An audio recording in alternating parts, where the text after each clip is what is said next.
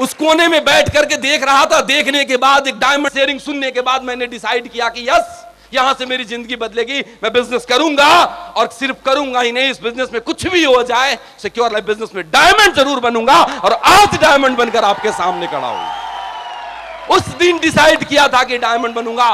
आगे चला, काम करना शुरू किया, तो ऐसा नहीं कि आज मैं डायमंड आ गया तो मेरे सामने कोई चैलेंजेस नहीं आएंगे। वही सारे चैलेंजेस आए जो आपके सामने भी आते हैं। 2-3 वाकया डिस्कस करना है, जरूर बताऊंगा आपको। स्टार्टिंग में सबसे पहले जो क्या बात समझ में आई, सबसे पहले बात समझ में आया कि 2 लोगों को ज्वाइन करना है।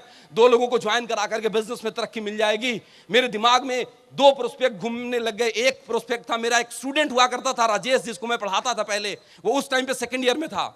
अगले दिन, आज बिजनेस ज्वाइन किया, अगले दिन उसको घर पे बुलाया, प्लान समझाया, सब कुछ बता दिया। और टेबल के ऊपर मैं ऐसे बैठा था, मेरे लेफ्ट साइड में चेयर पे बैठा हुआ था, एक चेयर इधर लगा हुआ है। सब कुछ प्लान देखने के बाद पूछता है मेरे से, राजेश कि सर कब से कर रहे हो? मैंने बोला कि राजेश कल ही स्टार्ट किया हूं। फिर पूछता है कि सर किसी को बताया भी आपने? मैंने बोला कि नहीं, अभी किसी को नहीं बताया।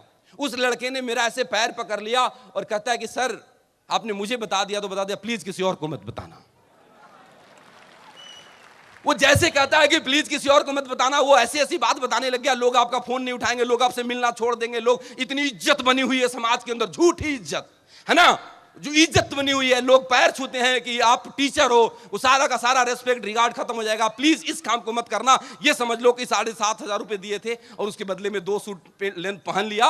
और यकीन मानना मेरे दोस्त, उस दिन मेरी वो सारे ड्रीम्स जो यहां से बिल्ड हुए थे, आज आपके ड्रीम बिल्ड हुए, बाहर जाकर खत्म हो सकते हैं। वो एक लड़का आया और मेरे सारे के सारे सपने के ऊपर कांटा मार गया, और मैंने डिसाइड किया नहीं करना बिजनेस। वो मोटिवेशन लेवल गायब हो गया। लेकिन thanks to that personality, my great upline, वो फिर मेरे घर में आए। इन्होंने मुझे हौसला अफजाई किया, बताया कि कुछ नहीं हुआ, ऐसे बहुत लोग मिलेंगे, आगे बढ़ोगे, डायमंड बनोगे। फिर मैंने हिम्मत जुटाया, मैंने दूसरे प्रोस्पेक्ट की तरफ गया। अब जब 2 लोगों ने ऐसी जवाब दे दिया तो मैं सोच लिया कि शायद, मुझे समझ में नहीं आ रहा था कि अब मैं संजय सर को क्या रिएक्ट करूं। वो ड्राइव कर रहे हैं, मैं बैठा हुआ हूं, मोबाइल ऐसे मेरे पास है।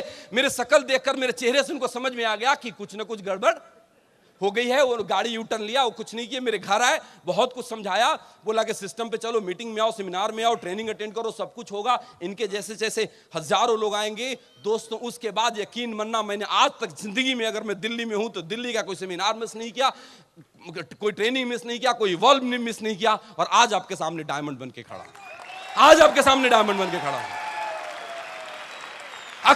अक्सर हम क्या देखते हैं कि लोग अपनी आंखों देखी बातों पे नहीं बिलीव करते, अपने कानों सुनी बातों पे नहीं बिलीव करते, और उस व्यक्ति पर जाकर के बिलीव करते हैं जिसने जिंदगी में कभी तरक्की के बारे में सोचा ही नहीं होता है। अपने अपलाइन से बिलीव उठ जाता है। मेरा अपलाइन से बिलीव नहीं उठा, that's why I am diamond. वाकई बहुत सारे हैं मेरे दोस्त, वाकई बहुत